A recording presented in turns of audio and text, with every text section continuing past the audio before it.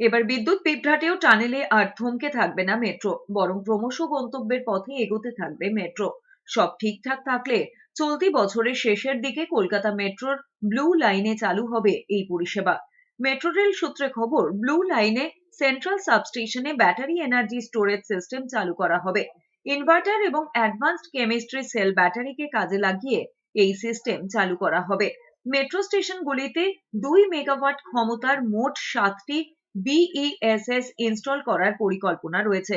তার ফলে টানেলে থাকাকালীন বিদ্যুৎ বিভ্রাট হলেও কমপক্ষে 30 কিলোমিটার বেগে রেক নিয়ে পরবর্তী স্টেশনে পৌঁছতে পারবে মেট্রো। সেক্ষেত্রে আর বিদ্যুৎ বিভ্রাটের ফলে সমস্যায় ভুগতে হবে না যাত্রীদের। জানা গিয়েছে, এই প্রকল্প বাস্তবায়নে বহু বিদেশি বহুজাতিক সংস্থা কলকাতা মেট্রোর সঙ্গে গাঁটছড়া বাঁধতে ইচ্ছুক। মেট্রো কর্তৃপক্ষের পরিকল্পনা অনুযায়ী চলতি বছরের শেষের দিকে এই বিশেষ পদ্ধতি মেট্রোকে যুক্ত করা হবে। যদি নির্ধারিত ডেডলাইন অনুযায়ী কাজ শেষ হয়, তবে কলকাতা মেট্রোতেই প্রথম এই পরিষেবা যুক্ত হতে চলেছে। উল্লেখ্য, সম্প্রতি ঘূর্ণিঝড় রেমালের পর জল যন্ত্রণায় ভোগান্তির শিকার হয়েছিলেন মেট্রো যাত্রীরা।